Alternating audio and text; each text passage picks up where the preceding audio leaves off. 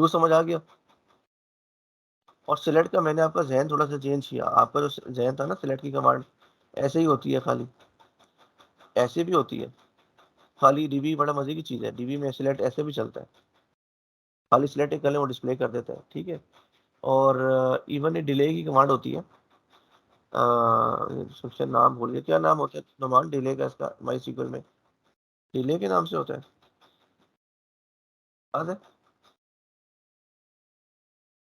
Time out होता है, time होता है, याद नहीं पड़ता। चेक कर लेते हैं।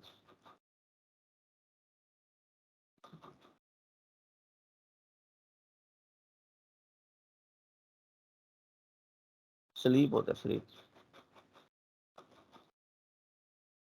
ये देखिए, आपको हैरान होंगे कि सिलेक्ट अगर आपने स्लीप कराना है डीबी को, बस हो गया 1 2 3 4 5।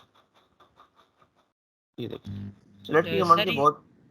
सर ये तो वो टाइम, इसको ब्लाइंड टाइम बेस उसमें आ जाता है ना, स्लीप उधर यूज होता मैं आपको भी इंजेक्शन नहीं सिखा रहा, मैं आपको डीबी चलाना सिखा रहा हूँ।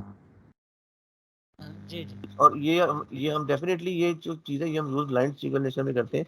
लेकिन मैं अभी आपको सिलेक्ट के वेरिएंट्स बताना चाह रहा था, क्योंकि जो नया बंदा होता है वो समझता है कि सिलेक्ट ऐसे ही होती है सिर्फ हमेशा, क्योंकि उसकी उसका जहन छोटा होता है। सिलेक्ट के बहुत वेरिएंट्स है, मैं आपको ये दिखाना चाह रहा था। सिलेक्ट वन भी हो सकता है, सिलेक्ट टू भी हो सकता है, सिलेक्ट वर्जन भी हो सकता है, सिलेक्ट यूजर भी हो सकता है, सिलेक्ट में डिले भी डाल सकते हैं। सिलेक्ट में बहुत सारी चीजें हो सकती हैं, दो कमांडों को हम इकट्ठा भी चला सकते हैं। तो मैं सिलेक्ट के वेरिएंट्स बताना चाह रहा था। इवन सिलेक्ट के अंदर इफ एल्स आ जाता है, वो आगे वो फिर बोलियन बेस्ड इंजेक्शन में यूज होता है, लेकिन हमारे उसमें हम नहीं जा रहे। मैं डीबी सिखा रहा हूँ आपको। डीबी समझ आ गई, सिलेक्ट कैसे कैसे चला सकते हैं? यहाँ तक क्लियर है आप लोग? जी मुझे क्लियर। जी ठीक है जी, अब आगे चलते हैं। इंजेक्शन जिस तरह आपने सीखी है ना, अगर आपको मैं शर्त लगाता हूँ, आप इंटरनेट आपने 2 घंटे में जितनी सीखी है ना, ये आप 200 घंटे में भी इतनी नहीं सीख सकते इंटरनेट से पढ़े। ये मैं शर्त ही आपको कह सकता हूँ, क्योंकि बहुत बुरे तरीके से सिखाई गई है ये इंटरनेट पर। अच्छा, नहीं, क्या इस आपने? बात से तो मैं टोटली एग्री करता हूँ सर। हाँ जी, ये इतना मैंने खुद भी जब शुरू में सीखी थी बहुत टाइम लगाया था, चीज़ें समझ नहीं आती थी, क्योंकि लोग ना एक चीज़ की पूरी एक्सप्लेनेशन नहीं देते। आर्टिकल लिखना बड़ा आसान है, आपको चीज़ आती है 30% आर्टिकल लिख दो, 20% होती है आर्टिकल। 100% लोगों को अगर आती है लिखा और उन्हें 30% है या उनको आता है कि 30% है, इसलिए आर्टिकल है 20% 30% वाले, कि आपको टिक ही समझ नहीं आ रही थी यार मैं टिक क्यों लगा रहा हूँ।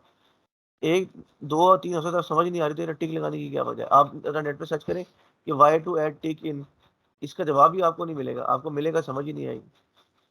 तो ये जो आपका सेशन है ना, ये आप ये इमेजिन करें, आप ये पूरा महीना आपका बचाया है इस सेशन में। इंजेक्शन आप पूरे महीना भी पढ़े ना, आपको इतनी डिटेल में समझ नहीं आएगी। ठीक है, ये मैंने खुद भी इसी तरह ख्वार हुआ था, मुझे भी समझ नहीं आती थी ये। फिर बड़ी मुश्किल से समझी और प्रैक्टिस कर करके, और फिर तो वो उस डब्ल्यू में उठाई इंजेक्शन बहुत डिटेल में। तो अच्छा, अब ये हम सिलेक्ट की मैंने आपको वेरिएंट्स, मैंने डीबी सिखाया है आपको अभी। अच्छा, अब मैं जाऊंगा जी, अब मैं वापस जाता हूँ अपनी डीबी की क्यूरी के अंदर। सही हो गया। एक क्यूरी हमने जो लगाई थी, ये क्यूरी आप सारे भाइयों को याद है, पुरानी क्यूरी। मैं इसके साथ ये करता हूँ, यूनियन सिलेक्ट लगाता हूँ 1 2। अब आपने इसको ऐसे पढ़ना है, ये सिलेक्ट की कमांड है और ये दूसरी सिलेक्ट की कमांड है, इनका यूनियन हुआ है। इस कमांड से एक टेबल रिटर्न होता है जिसके जिसके 2 कॉलम है, और सिलेक्ट 1 2 करने से भी एक टेबल रिटर्न होता है जिसके 2 कॉलम है। चले मैं इससे पहले ये चला देता हूँ, अब ये गौर से समझना है आपने। मैं साफ कर देता हूँ कॉलम। अगर मैं कमांड लगाता हूँ सिलेक्ट 1 2, इससे क्या रिटर्न हो रहा है? एक टेबल रिटर्न हो रहा है जिसके 2 कॉलम है।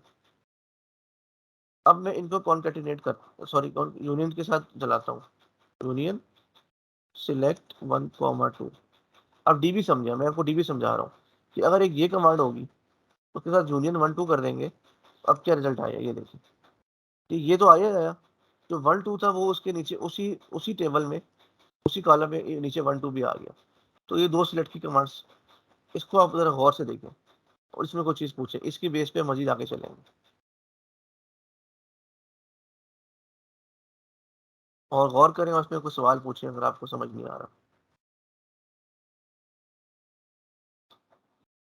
पहली कमांड सादा कमांड, उससे एक कॉलम, 2 कॉलम रिटर्न होते हैं। दूसरी कमांड सिलेक्ट, मैंने सिलेक्ट के वेरिएंट आपको बताए थे। सिलेक्ट 1 2 भी होता है, सिलेक्ट 1 2 भी हो सकता है, सिलेक्ट 1 3 भी हो, सिलेक्ट के साथ कुछ भी लगा सकते हैं आप। तो 1 करेंगे तो खाली 1 1 2 करेंगे तो वो एक 2 कॉलम में रिटर्न कर देगा। इस तरह सिलेक्ट का वेरिएंट अगर मैं इसको कॉन्कैटिनेट कर दूंगा तो विकास ये भाई, वाला। जी जी। यही कमांड दोबारा रन करें, इसको करें यूनियन सेलेक्ट 1 2 2 3 करें।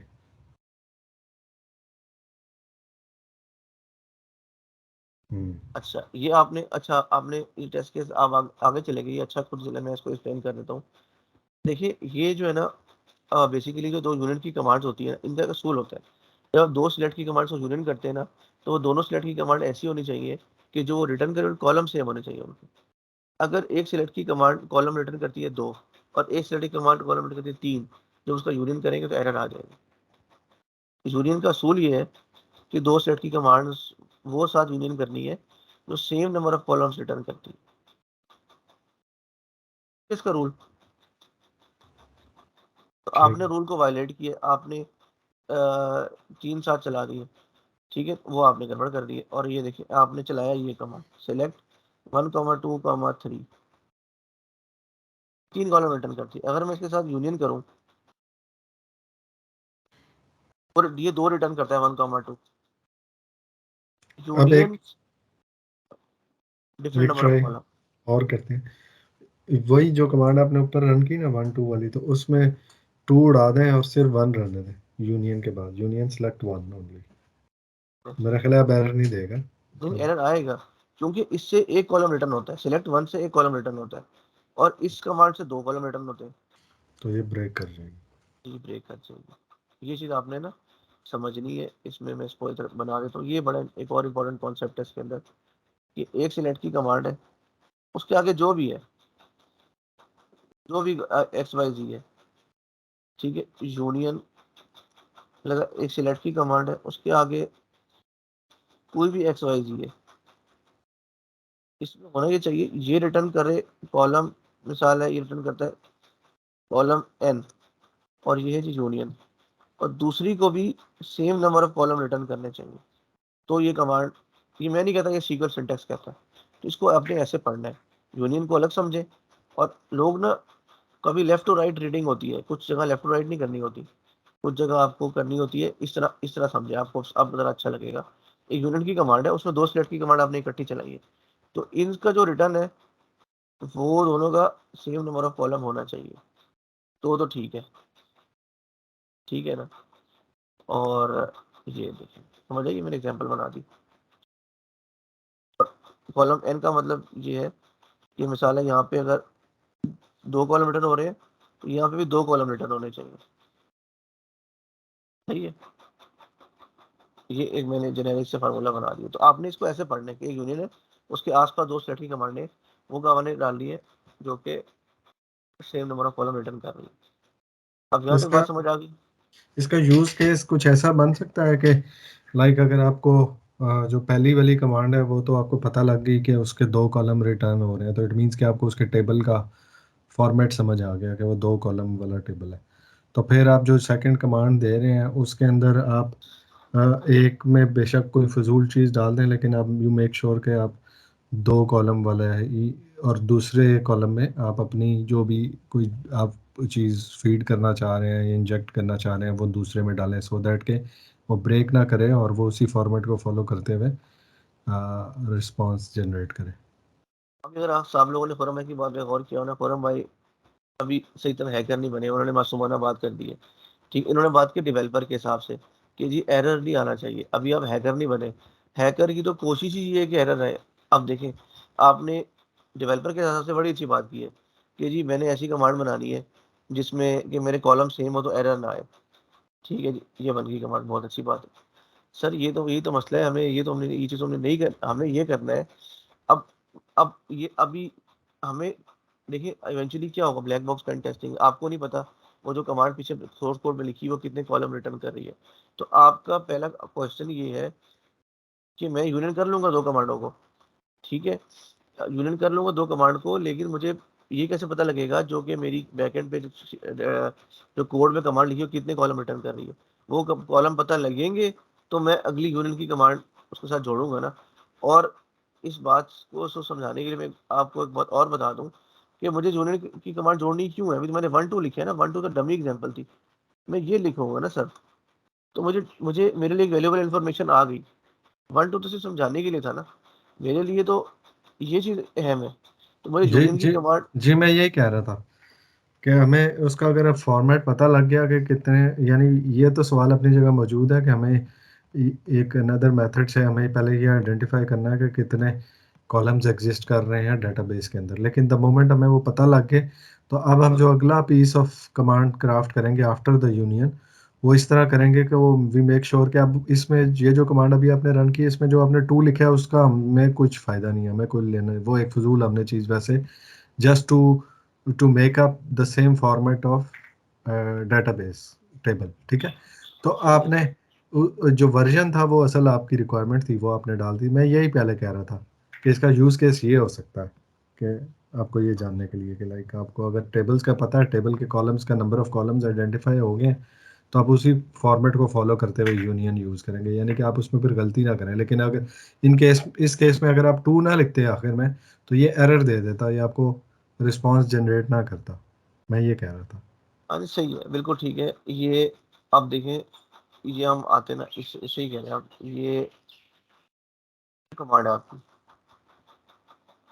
तो हमारी कमांड बैकएंड पे लगी हुई। अब मैं ऐसा पेलोड बनाऊंगा, पेलोड आपको बनाना आ गया कि मैंने कैसी इनपुट रखनी है, उसे क्या बनेगी, वो इतना मुश्किल नहीं है। लेकिन मैं इधर समझाने के लिए आपको डीबी से बना रहा हूँ कि यूनियन सिलेक्ट 1 कॉमा, मैं लिखूंगा 1। जब मैं 1 लिखूंगा इससे एरर आ जाएगा, इसका मतलब ये हो गया कि कॉलम 1 तो नहीं है, ठीक है। फिर मैं रखूंगा 1 कॉमा 2, 2 में मेरे पास ठीक आ गया। और अब मुझे बताएगा 2 कॉलम है, इस कभी कभी होता है 10 कॉलम होते हैं, तो पहले 1 करते हैं, फिर 1 कॉमा 2 करते हैं, 1 कॉमा 2 कॉमा 3 करते हैं। एरर एरर एरर एरर आते रहते हैं। जब 10 कॉलम, इधर भी 10 हो गए और इधर भी 10 हो गए, तो थ्रू इससे आपको कॉलम पता लग जाते हैं। जब कॉलम पता लग जाते हैं तो फिर आप उसकी यूनियन की क्यूरी बना सकते हैं। और यूनियन क्यूरी का ये फायदा है कि यूनियन लगाने के साथ आप सिलेक्ट, आप जब यूनियन यूनियन आपको ये फायदा देता है कि आप सिलेक्ट की एक क्यूरी और यूज कर सकते हैं। और सिलेक्ट आपको ये फायदा देता है कि सिलेक्ट पावरफुल है। सिलेक्ट से आप वर्जन रीड कर सकते हैं, यूजर रीड कर सकते हैं, सिलेक्ट से इतने काम कर सकते हैं, आपकी सोच है। सिलेक्ट इतनी पावरफुल कमांड है, वो आपको कैसे फायदा देती है, यूनियन से आपको फायदा देती है। और यूनियन के लिए क्या मजबूरी है कि कॉलम पता होने चाहिए। तो अब आप साइंस समझे कि यूनियन और ये सिलेक्ट और इसका क्या जोड़ है, और कॉलम फाइंड करने का क्या पर्पज है, और ये पूरी कहानी किधर, क्यों, ये क्या कहानी है। एक चीज़ मैं इसमें ऐड करना चाहूँगा, वो ये कि इसमें अगर हम फॉर एग्जांपल अगर हम ये चाहते हैं कि हम डेटाबेस के अंदर कोई डाटा ऐड ना करें ड्यूरिंग टेस्टिंग या एक्सरसाइज, तो हम यहाँ सेलेक्ट, जहाँ आपने 1 2 लिखा है 1 2 की जगह हम नल भी डाल सकते हैं ना। उतने नल डालते जाएं और टेस्ट करते जाएं, आपको कॉलम्स का पता लग जाएगा। तो भाई आज आप माशाल्लाह समझदार हो गए हैं, और हमारे मुझे अच्छा लग रहा है, हमारे लोग समझदार हो गए, तेज हो, ये हाँ, देखें। ये तो फीड हो रहा है ना, ये तो उसको एज अ स्ट्रिंग ही ले रहा है। हाँ, लेकिन अगर हम वो जो आपका नल वाला जो परसेंटेज साइन है, आई थिंक उससे, क्योंकि हम ये यूआरएल में तो इस तरह ट्राई करते हैं ना नल के साथ। अच्छा, ये ब्रेक कर रहा है। शायद मेरे ख्याल इस तरह लेगा, मेरे मुझे भी हाँ, ये इस तरह। इस तरह ले, और नहीं इसमें भी वो एज अ स्ट्रिंग ले रहा है। नहीं, वो होता है, वो मुझे भी भूल गया, वो एक चीज होता है जिससे वो इससे कुछ भी डिस्प्ले नहीं हो रहा होता, वो होता है, आप सही कह रहे हैं। वो यूआरएल में आप हम करते हैं जब, तो फिर हो जाता है, नल नहीं नहीं नल ही यूआरएल लिखना देखिए पड़ता है। देखिए, यूआरएल की भी बात नहीं है। देखिए इस इंटरलिंक्ड है, जो चीज़ डीबी में हो रही है उसी तरह मतलब वही चीज़ आपने यूआरएल से भी करनी है। और हम्म। वो इस चीज़ आपस में इंटरलिंक्ड है। लेकिन सबसे लो लेवल पे आपको डीबी पे समझना होता है कि डीबी की कमांड। देखिए आप जो देखिए, मैं आपको यूआरएल का भी कॉन्सेप्ट ठीक कर देता हूँ। ये ये ये मैं आपको बता देता हूँ। देखिए लफ्ज़ आपने इस्तेमाल किया बार बार यूआरएल पे, ठीक है ना। अच्छा, मैं इसमें आपको ये बता देता हूँ, जो इंजेक्शन पॉइंट्स होते हैं ना, वो गेट की भी हो सकता है, वो पोस्ट की रिक्वेस्ट में भी हो सकता है। आपको पता है जब गेट की रिक्वेस्ट बनती है ना, तो पैरामीटर्स जो होते हैं ना वो यूआरएल में आ जाते हैं। गेट की रिक्वेस्ट का तरीकाकार इस तरह है कि अगर गेट में कोई चीज़ जा रही है तो वो सवालिया निशान लगता है, फिर user name is equal to this and password is equal to this, समझिए ना बात? गेट में तो ऑटोमेटिकली वो गेट रिक्वेस्ट के किसी भी पैरामीटर में वो आ सकता है। Test is equal to 1 2 3 and is equal to 1 2 3। Parameter भी इंजेक्टेबल हो सकता है, कोई भी पैरामीटर इंजेक्टेबल हो सकता है, लेकिन एप्लीकेशन का जो ये वाला जो एक पेज है वो गेट पे चल रहा है और गेट के ऊपर ये वाला पैरामीटर, तो बेसिकली यूआरएल में खाली मसला नहीं होता। अब अगर आप पोस्ट पे जाएं, कुकीज़ के अंदर भी इंजेक्शन हो सकती है, पोस्ट के पैरामीटर्स के अंदर भी, पोस्ट के पैरामीटर्स यूआरएल में नहीं जाएंगे। तो ये यूआरएल को असल में या तो गेट के किसी पैरामीटर में या पोस्ट के किसी पैरामीटर में सीक्वल इंजेक्शन हो सकती है। वो अलग बात है कि गेट के जो पैरामीटर है वो आपको यूआरएल में दिखते हैं, इसलिए आप यूआरएल का समझ, आपने आपके जहन में बैठा है कि यार यूआरएल, लेकिन बेसिकली वो गेट के किसी पैरामीटर में हो सकती है इंजेक्शन, या पोस्ट के किसी पैरामीटर में हो सकती है, इवन रेफरर हेडर के अंदर भी कभी कभी हो जाती है। पोस्ट के पैरामीटर में तो हो ही सकती है ना, लेकिन मतलब हेडर्स के अंदर भी आ जाती है ये, समझ रहे? यूजर यानी ये एजेंट के अंदर क्लैरिटी आपको उस वक्त मिलती है ना जब आप वो वाया बर्प कर रहे होते हैं, लेकिन आप अगर डायरेक्ट ब्राउजर के अंदर कर रहे हैं टेस्टिंग तो आपको नहीं आइडिया हो रहा होता कि ये गेट में जा रही है पोस्ट में जा रही है, कि पता लग रहा होता है। ये इसलिए पता लग रहा होता है कि जब आप, मैं आपको इसका हिंट बताता हूँ, कि जब आप कोई पेज हिट करेंगे ना, पेज खोलेंगे और उसमें किसी बटन पे क्लिक करेंगे, तो अगर यूआरएल का कोई पैरामीटर आपको नजर नहीं आ रहा ना, इसका मतलब है वो पोस्ट पे जा रही है। क्योंकि गेट में जा रही होगी तो वो हर सूरत में आपको यूआरएल चेंज होता हुआ नजर आएगा और उसमें पैरामीटर नजर आएगा। तो एप्लीकेशन अगर आप जब चला रहे हो तो सिर्फ उसका यूआरएल देख के आप बता सकते हैं कि रिक्वेस्ट गेट में गई या पोस्ट में गई। अगर यूआरएल में कोई चेंजिंग आई, कोई पैरामीटर लगे, तो इसका मतलब है गेट की रिक्वेस्ट थी, और यूआरएल में अगर कुछ भी नहीं आया तो पोस्ट की रिक्वेस्ट थी। ये एक तरीका है। दूसरा तरीका ये ट्रैफिक इंटरसेप्ट कर लें वर्क सूट में, वो तो वाज़ेह पता लग जाएगा। तीसरा तरीका ये है कि फायरफॉक्स की प्लगइन यूज़ कर लें, उसकी प्रॉक्सी यूज़ कर लें, और 7000 तरीके और हैं। लेकिन अगर आपने ब्राउज़र में देखना हो तो ब्राउज़र में आप यूआरएल की शक्ल देख लें। वो उससे, क्योंकि बिहेवियर ऐसा ना, गेट की जो रिक्वेस्ट है उसका पैरामीटर यूआरएल में लगता है, तो इस वजह से आपको लिए आइडेंटिफायर बन सकता है यार गेट की रिक्वेस्ट की, पोस्ट की रिक्वेस्ट की। लेकिन ये इतना मैटर नहीं करता इंजेक्शन में, गेट की रिक्वेस्ट है, पोस्ट की रिक्वेस्ट है, पैरामीटर इंपॉर्टेंट होते हैं यार कि कौन से पैरामीटर इंजेक्टेबल है। सारी गेम पैरामीटर पे होती है। ठीक हो गया। तो अच्छा, यूआरएल के लफ्ज़ से हम इधर चले गए। तो ये आपने सही बताया, ये आगे मुझे कहीं आ जाएगा, पता नहीं, मुझे भूल गया। परसेंटेज 0 होता था कुछ, मुझे भी भूल गया। नल नल कैरेक्टर होता है कोई, उससे ना गूगल वो करके देखें, गूगल करके देखें करेक्टर कौन सा। आ तो जाएगा आगे, एग्जांपल्स में आगे आ जाएगा। Simple query. वो एग्जांपल में आ जाएगा, वो कोई मसला नहीं है। और हम अभी आगे चलते हैं, ये कोई इतनी बड़ी बात नहीं तो। आई थिंक सर परसेंटेज 00 होता है।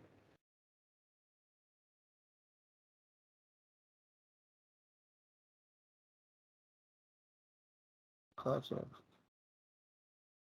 डीबी को देखें, पागल कर दिया, डीबी की तरह निकाले। बारह, ये तो मुश्किल नहीं, हम ये मिल जाता है ये, मुझे भी याद नहीं आ रहा अभी कुछ।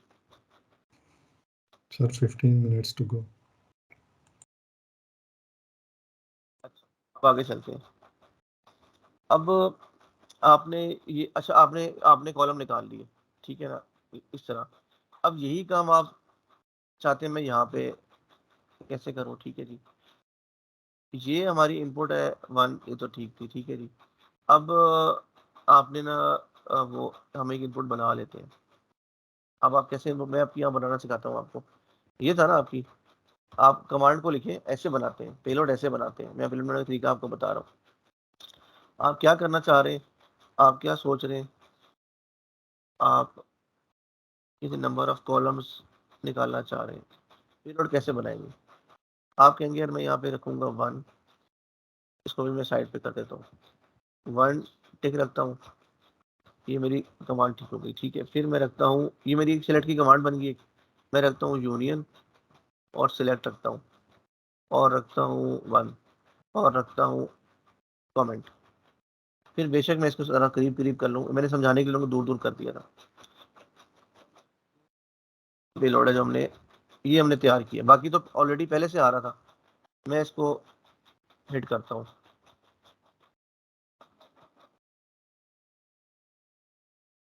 आ गया ना, डिफरेंट नंबर ऑफ कॉलम्स। अब मैं इसको करता हूँ 1,2।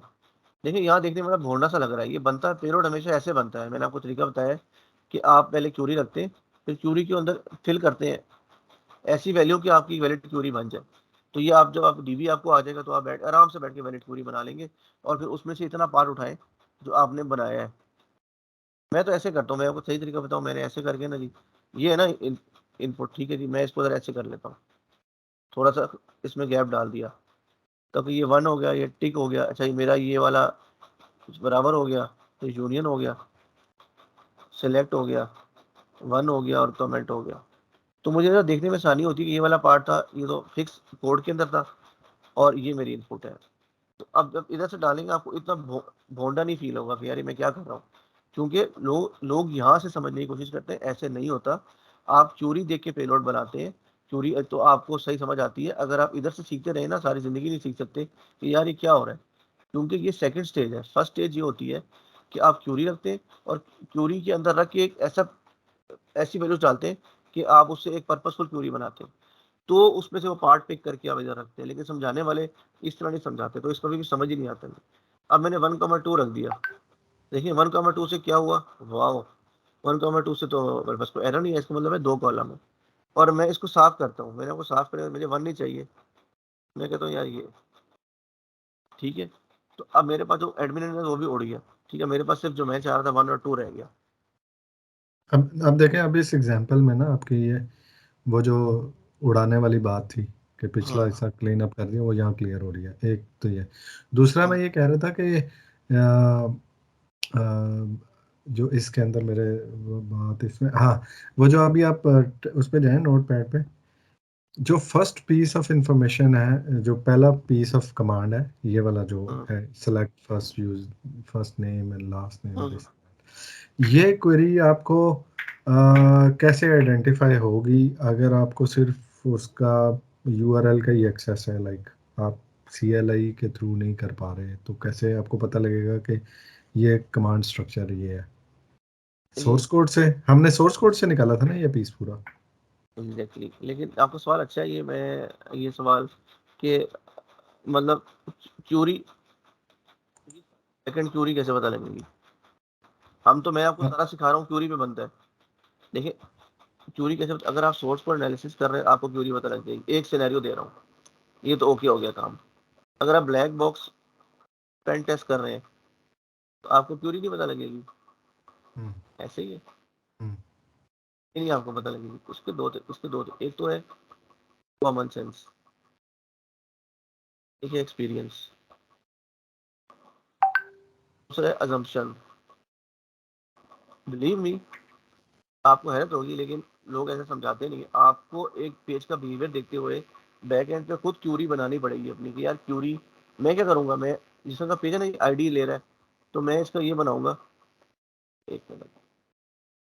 आप इसकी अंग्रेजी चेंज भी कर दें तो उससे कोई फर्क नहीं पड़ेगा, लाइक फॉर एग्जांपल सेलेक्ट सिर्फ करें, सेलेक्ट नेम कॉमा नेम, मुझे एल मुझे एल नेम, एफ मैं नेम, आपको लाइक। बताता हूँ मैं क्यूरी कैसे बनाऊंगा। मुझे मेरे ख्याल में मुझे नहीं पता फर्स्ट नेम या लास्ट नेम क्या है, तो मैं कहूँगा एक कोई चीज रीड कर रहा है वो एक क्योंकि दो तो मुझे मुझे देख के नजर आ रहा है, बिहेवियर देख के दो चीजें रिटर्न, तो ए और बी रिटर्न कर रहा है इसी टेबल में से। मुझे उसका नाम भी नहीं पता, मुझे इसमें इसमें इंटरेस्ट नहीं है ना, क्या है, मुझे इस नाम में इंटरेस्ट नहीं है, मुझे क्यूरी की सिंटैक्स में इंटरेस्ट है। वेयर यूजर आईडी कोई एक पैरामीटर ले रहा है जो कि वो मेरे से ले रहा है, ये तो मैं समझ लूंगा ना। अब मैंने अंदाजा लगा लिया कि कुछ इस तरह का काम हो रहा है, ठीक है। उसमें क्या हो सकता है, मैं इमेजिन करूँ यार ये भी हो सकता है, मैं इमेजिन करूंगा कि बगैर टिक के भी हो सकता है, तो ऐसे भी ले सकता है, ऐसे भी ले सकता है, ऐसे भी ले सकता है। तो मैं जब इसको अज्यूम करूंगा ना, इसको अज्यूम करते हुए मैं एक वैलिड क्यूरी बनाऊंगा। मैं अगला प्रोसेस उस वक्त तक नहीं चलाऊंगा, तो अगर मेरी वैलिड क्यूरी यहाँ पे नहीं मिलती तो मैं अगला प्रोसेस नहीं चलाऊंगा कि मैं यूनियन सेलेक्ट और कॉलम फाइंड और पेलोड क्रिएशन नहीं करूंगा। मैं फिर इस पे आइडेंटिफाई करने की कोशिश करूंगा वैलिड क्यूरी। जिस मुझे पे मुझे वैलिड क्यूरी मिल जाएगी ना, उसके बाद से बाकी पेलोड जहाँ पे मुझे वैलिड क्यूरी मिलेगी, इसका लॉजिक ये होती है जहाँ से वैलिड क्यूरी मिलेगी, ठीक है, यस, वहीं से पेलोड क्रिएशन स्टार्ट होगी। तो मैंने ये इसका प्रोसेस होता है। तो मैंने देखे ना एक बिहेवियर देखा पेज का, मुझे लगा यार वो दो चीजें रिटर्न कर रहा है, कुछ इस तरह की क्यूरी हो सकती है। पैरामीटर वो ऐसे भी ले सकता है, ऐसे भी ले सकते हैं, ऐसे भी ले सकते हैं। अब ये देखें, ये आपकी एक्सपीरियंस भी है, कॉमन सेंस भी है, और आपकी एक डीबी की आपको नॉलेज है, चीज़ों का आइडिया है, तो आपको पता होगा डीबी की कमांड इस तरह हो सकती है। तो ये आपकी एक्सपीरियंस और प्रैक्टिस से आता है, ठीक है। लेकिन ये आपने ज़रूर रखना है ज़हन में कि जब तक वैलिड क्यूरी वाला स्टेप आप नहीं करेंगे, इस स्टेप को क्रॉस नहीं करेंगे, ऑलवेज ट्रू सिनेरियो है, वैलिड डीबी क्यूरी नहीं है, अगले स्टेप पे जाना बेवकूफ़ी है। तो आप जब वैलिड क्यूरी मिल गई, आपको समझ आ गई कि बैकएंड में क्यूरी इस तरह की है, बस फिर आपका काम शुरू हो गया। ये इसका तरीका होता है।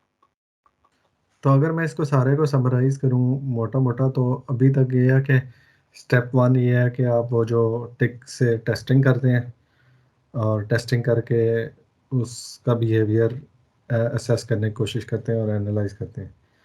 फिर आप अपने एंड पे नोटपैड वगैरह में किसी जगह पे आप इस तरह अपनी क्वेरी को जो है वो असम्पशंस की बेसिस के ऊपर डेवलप करने की कोशिश करते हैं। और फिर तीसरे स्टेज में आप उसको एक वैलिड कमांड के वैलिड क्वेरी में कन्वर्ट करने की कोशिश करते हैं। यानी एक रफ सूडो क्वेरी तो बन जाती है, लेकिन अ, उसकी वैलिडिटी आप टेस्ट कर करके मैनुअल टेस्टिंग के थ्रू आप उसको वैलिडेट करते हैं।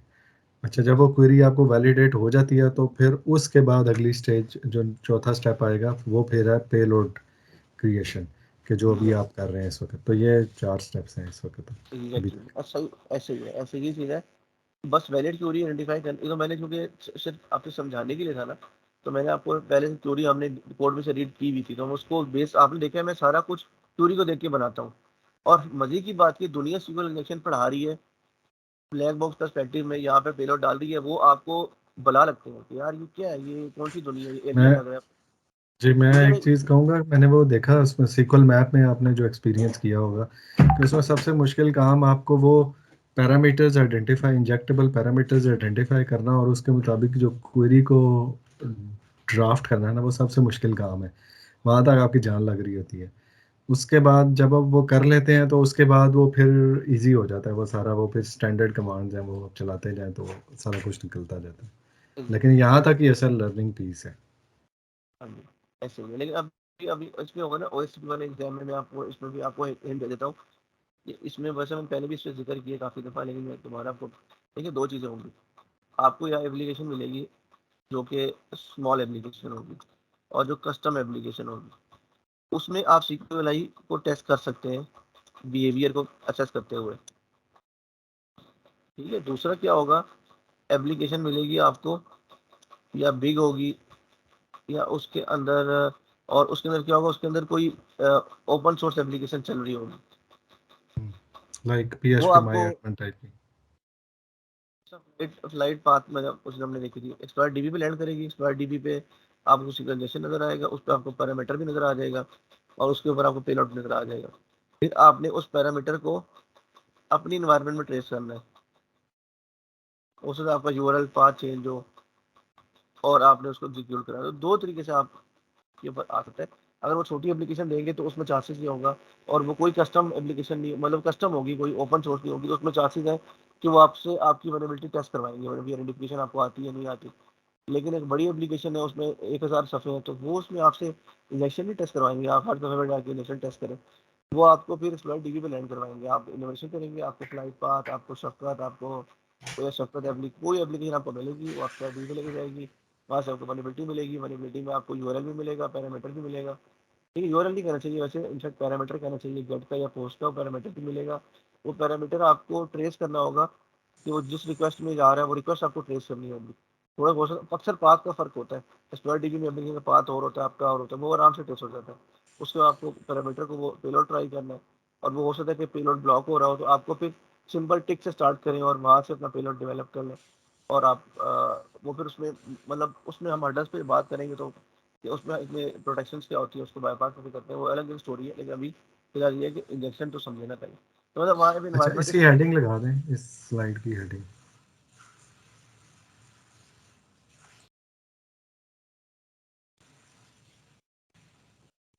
आपने ये नहीं करना है, मैं इसको प्रिपेयर करूंगा, मैंने इसको, हमने वैसे भी कंटेंट डेवलप करना है, इसको हमने ये मैंने लिख लेता हूँ, क्योंकि इस तरह पे बंदा बाद में भूल जाता है, जो डिस्कशन होती है ना, विकास, तो वो वही मैं 5 मिनट में चला जाऊंगा, तो आप कंटिन्यू करेंगे अभी? वैसे ढाई नहीं, मैं घंटे भी हो बस गए। 5 मिनट में हम इसको बस एंड ही करेंगे। बस मैं अब आपको ना कुछ चीज़ें आपके हवाले करता जा रहा हूँ, ठीक है ना। अब आपने जब मैं मतलब दोबारा अब एक वेब का सेशन अब क्लोज हो गया, ये सारी चीज़ें प्रैक्टिस करेंगे अपनी, अब सवाल नोट करेंगे। मैं आपके लिए कुछ चीज़ें ना तो कुछ चीज़ें आपके ट्राई के लिए भी छोड़ दूंगा। तो मैं इधर आपको अभी ना फिलहाल इसमें मोटा मोटा मैं बता देता हूँ ऐसे ही, ठीक है। ये लिखा हुआ नल लिखा हुआ है, ये देखें, सिलेक्ट नल कॉमा यूजर। हाँ मैंने इसमें वैसे लिखा है, ये हमने भी ऐसे लिखा था। लेकिन उसने उसको फीड कर लिया था। खैर है, कोई बात नहीं, ये इतना बड़ा मसला नहीं है, ये तो छोटे मोटे यानी कि इंजेक्शन सीखना मेन काम है, ये तो शशके मशके है ना, ये आप बंदा कर सकते हैं, ठीक है ना। अच्छा, एक चीज़ और सवाल है, ये जो कैप केस सेंसिटिव होती है इसकी कमांड डेटाबेस की? नहीं, सिक्वल नॉट कैन एक्सेप्ट। चाहे वो MS SQL हो, चाहे MySQL हो, कोई भी हो, किसी में भी आप कर रहे हो? मुझे याद नहीं आ रहा, मेरे पास में भी नहीं होती, सीक्वल बेसिकली केस सेंसिटिव नहीं होता, नहीं होती। ठीक है। मैं दो तीन चीज़ें आपको इसमें ना सिर्फ अब मैं सिर्फ क्विकली गो थ्रू करा दूंगा कि फाइल रीड कैसे होती है। ये देखिए, सिलेक्ट का एक फंक्शन में आप नजर आ रहा है आपको, लोड फाइल का फंक्शन होता है, इससे फाइल रीड हो जाती है, ठीक है। कि मैं अब डेटाबेस से रीड कर रहा हूँ, ठीक हो गया। और आपने इसको कैसे रीड करनी है, ठीक है। तो मैंने शेडो फाइल रीड की, शेडो फाइल आपको परमिशन नहीं होती, वो रीड नहीं हुई, ठीक है। ये मैं बड़ा लोड फाइल का फंक्शन टीसी पासवर्ड रीड हो गई। अब मैं आपसे कहूंगा जी बनाए पेलोड, मैं आपको बनाना, अब आपको बनाना आना चाहिए। ये मैं कमांड लेता हूँ, अब हम मिलके बनाते हैं। पूरा प्रोसेस कर चुके हैं जी, हमारी कमांड। मैं कहूंगा जी यार मैं इसको तो वन टिक लगा के बंद करूँ ना, इसका तो खाता खत्म हो, फिर मैं लगाऊं यूनियन सेलेक्ट लगाऊं, और अब मेरे पास दो कॉलम रिटर्न होंगे, तो मैं वन लगाता हूँ पहले कॉलम, फिर दूसरे कॉलम में रीड कर लेता हूँ लोड फाइल etc पासवर्ड हो गया। और मैं इसमें लगाता हूँ जी उड़ जाए जी, गारबेज उड़ जाए, लेट्स सी। और ये मेरा पेलोड बन गया। अब ये इधर से समझना आसान है, लेकिन वो मैं बार बार आपको बता रहा हूँ कि लोग इधर से समझाते हैं और समझ नहीं आता, एलियन लग रहा होता है। आगे है पासवर्ड फाइल, ये ले लीजिए पूरा भाई, आपकी पासवर्ड फाइल भी आ गई। मैजिक हो गया। मैजिक हो गया, लेकिन सीखो ऐसे आप लेके यार कुछ कर लिया। अभी मैं एक एग्जांपल और आपको बताता हूँ, आखिरी एग्जांपल, वो उसके बाद मैं वो चीज़ें बाकी फिर हम इसको क्लोज कर लेते हैं। ये शेडो फाइल भी ऐसे लोड कर देगा?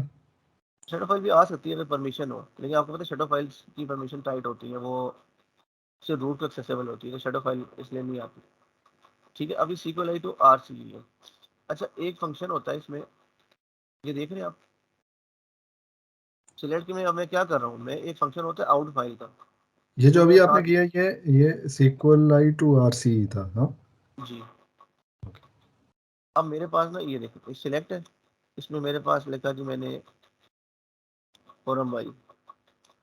अच्छा, एक होती है कमांड आउट फाइल की, इनटू आउट फाइल, और मैं इसमें रखता हूँ टैब में रखता हूँ test.txt। अच्छा, ये मैंने एक फाइल, इससे क्या ये कमांड क्या करती है, सिलेक्ट की कमांड, ये इस सिलेक्ट की कमांड में आउट फाइल यूज करें तो ये फाइल में राइट कर देती है फाइल सिस्टम में। अब मैं जाके चेक कर लेता हूँ, ये मेरी मशीन है, मैं उसमें जाता हूँ टैब में, ये देखिए आई भी ना कैट test1, ये फोरम भाई आ गया। तो ये तो बड़ा मैजिक हो गया। अब आपने मैंने आपको ये कहा था कि हैकर ना डीबी के फीचर, डीबी का फीचर है फाइल सिस्टम में, वो फाइल राइट कर सकता है। अब अगर मैं यही फाइल, अब आप अटैक वेक्टर खुद समझ गए होंगे कि मैं रूट वेब के रूट फोल्डर में शेल, डाल दूं, और मैं रिवर्स शेल टेस्ट, की कोड आप डाल सकते हैं इस तरह यस फाइल? यस यस आप सही बोल गए, यही मैंने लगा था, मैं PHP की बनाऊं और मैं उसको टेम में डालने की बजाय मैं उसको डाल दूं उसके अंदर क्या नाम है रूट फोल्डर में डाल दूं, तो क्या होगा ऐप के रूट फोल्डर में, आप इमेजिन कर सकते हैं। हाँ, URL से आप उसको web web yes web shell execute करा देंगे। यस, ये देखिए ये मैंने डाली हुई फाइल, ये मैंने डाला हुआ है पूरा वेब शेल है, देख रहे हो PHP echo shell execute into out file, ठीक है ना। और ये मैंने इसमें डालने की कोशिश की थी वेरिएबल में, एमडब्ल्यू में। ये हुआ ये था कि ये परमिशन का मसला आ रहा था, वो आप परमिशन चेंज करके ना उस फोल्डर की उसमें डाल सकते हैं। और उसको अब ये टेस्ट केस आप खुद करें ताकि आपको ना वो एक आपकी भी एक लर्निंग हो जाए। तो मैं यहाँ पे कंक्लूड करता हूँ, मैं इसको सारी जो कंपाइलर जो भिजवा दूंगा आपके ठीक लिए, प्रैक्टिस के लिए बहुत कुछ है, ठीक है ना। आपने जब सब लोगों ने प्रैक्टिस कर लेनी है अच्छी तरीके से, एटलीस्ट आप DVW भी प्रैक्टिस कर लें। बाद में मैं आपसे, आप पहले लेवल तो क्रॉस करें ना, फिर मैं आपको सिनेरियो बनवाऊंगा। देन आप मुझे, सब लोग मुझे ग्रीन सिग्नल देंगे तो मैं लेटर स्टेज के ऊपर एक सेशन और कराऊंगा वेब पे, जिसपे अब हम, मैं आपसे ये कहूंगा कि ये वाला शेल यूज़ नहीं करना, मैं आपको ऐसा शेल दूंगा कि आपकी कमांड ही नहीं चलेगी। फिर मेरे को उसको चाहिए कि चला के दिखाएं, फिर मैं आपको कुछ चीज़ें सिखाऊंगा। लेकिन मैं ये चाहूंगा कि पहले आप अपने वर्ड के डॉक्यूमेंट खोल के मेरे सामने रखें, जिसमें आपने बहुत सारे प्रैक्टिस असाइनमेंट्स की हुई हो, ट्राई हैकिंग की लैब्स की हो, या DVW पे की हुई हो, या INA की हुई हो। डिफरेंट लोग डिफरेंट चीज़ों से करके आए, कुछ के पास हैक द बॉक्स अकाउंट है, हैक द बॉक्स से करके आए। देन आप मुझे देन मैं आपको फिर, ये आप काम, अब आपके ऊपर सारा बॉल आपकी कोर्ट में। आपने मुझे ग्रीन सिग्नल देंगे तो मैं आपको वैसा सेशन करा दूंगा। अगर आपने कुछ भी नहीं किया तो अच्छी बात नहीं, आप करें और मुझे हफ्ते बाद, 2 हफ्ते बाद, महीने बाद मुझे वेब पे ग्रीन सिग्नल दें सारे मिलके, तो मैं फिर आपको एक दो सेशन और करवा दूँ। ये मेरी तरफ से सर मैंने DVWA पे एक किया था कमांड इंजेक्शन, अगर सर अभी आप चला सकें तो वो चीज़ डिस्कस करनी थी आपसे। अच्छा, अभी असल में ना अभी जोहर का टाइम बिल्कुल सर पे आ गया, मैं उससे चलेगा जोहर निकल जाएगी, तो हम right sir, some other next जी मैं भी जा रहा हूँ। नेक्स्ट सेक्शन में कर।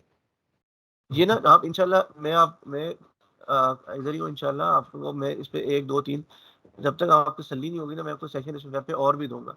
राइट तो सर। आप लोग कर लें, अपनी वर्किंग पूरी कर लें एक दफ़ा, वर्डेक्शन भी कर लें, राइट सर। सीक्वल इंजेक्शन भी कर लें, LFI भी कर लें, RFI भी कर लें, एग्जाम्पल जो आपको प्लेटफॉर्म मिलता है उस पर प्रैक्टिस कर लें अपनी उसको। लेकिन अपना अपना डॉक्यूमेंट जरूर बनाना है, क्योंकि आपके डॉक्यूमेंट में ही आपकी गलती नजर आएगी, वर्बली नजर नहीं आएगी। तो आप जो भी करें ना स्क्रीनशॉट लेके रख लें, ताकि मुझे फिर उसी राइट में सर। हम, उसी की उसको देखते हुए टेस्ट केसेस भी ध्यान में आ जाएंगे, मैं आपको मजीद उसमें असाइन, तो आपका इतना प्यारा एरिया हो जाएगा ना। आप क्योंकि कुछ चीज़ें मैं आपको इसमें सिखाना चाहता हूँ, क्योंकि यहाँ पे ये एक तरह का शेल है, अगर मैं शेल चेंज करूँगा आपसे ये कमांड चलेगी नहीं, उसमें सिंटेक्स खराब हो जाएगा, उसको आपको ठीक करना ही नहीं आएगा। कुछ चीज़ें मैं आपको इसमें सिखाना चाहता हूँ, लेकिन आप, अब बाल आपकी कोर्ट में, आप आराम से महीना आपके पास पड़ा है, आप बाकी कोर्स वगैरह लें, इसको अच्छी तरह प्रैक्टिस करके अपना कंटेंट बना के आप मुझे ग्रीन सिग्नल दें। 2 हफ्ते बाद, 3 हफ्ते बाद, 4 हफ्ते बाद मैं आपको उस पे 2-3 सेशन, 1 सेशन जितनी ज़रूरत होगी करा दूँगा इंशाल्लाह। Sure sir, thank you sir. ठीक है जी, अल्लाह हाफिज़ वकास भाई, जज़ाकल्लाह खैर, बहुत शुक्रिया, आज का सेशन बहुत अच्छा था, एक्सीलेंट। हाँ, चलें बस ठीक है, बहुत शुक्रिया। और बस यही है कि मैं यही इसमें आखिरी में ये करूँगा कि ये वो चीज़ है कि आपको ये एलियन इसलिए बनता है, आपने देखा है सीक्वेंस इंजेक्शन समझना थोड़ा मुश्किल है। तो हमने किस तरह सीखे, बैकएंड से क्यूरी से बनाते हैं, फिर हम उसका पेलोड समझते हैं, वरना अदरवाइज लोगों ने बहुत बुरा लिखा हुआ है। पेलोड एलियन आप गिटहब पे जाके पेलोड देखिए, आपको समझ ही नहीं आएगा कि यार ये कैसे अजीब अजीब पेलोड है। वो जी आपको बिल्कुल। ना तस्वीर का, वो फिल्म का आखिरी एपिसोड दिखा रहे हैं, ये नहीं, मतलब वो पका हुआ खाना दिखा रहे हैं, ये नहीं बता रहे खाना पका कैसे है, क्योंकि हमने तो खाना पकाना है, तो हमें तो सही। मेरे पूरे स्टेप्स आने चाहिए। तो वो जो गिटहब पे पड़े हुए ना खुरम भाई, वो लोगों ने ऐसे एग्जांपल्स कर करके ना, यानी कि वही अजम्पशन कर करके बहुत सारी, जब उन्होंने पेलोड बनाए तो लोगों ने उनको इकट्ठा करके एक जगह पे इकट्ठा कर दिया। तो जो हैकर है वो इस आखिरी स्टेप में समझने की कोशिश करता है, तो उसे कभी भी समझ नहीं आती। हाँ मुश्किल होता है, यानी कि काफ़ी वो उसको बिल्कुल समझ आ नहीं रही होती, पर रट्टा लगाने की कोशिश करता है लोगों रट्टा के मार साथ। रहा होता है उसको, वो सीक्वल को रटे मारे होते हैं उन्होंने। हाँ सही कह रहे हैं। चलो ठीक है, तो इंशाल्लाह फिर मिलते हैं, ठीक है वकास ठीक भाई, है, जज़ाकल्लाह खैर, चले। अस्सलाम वालेकुम रहमतुल्लाह।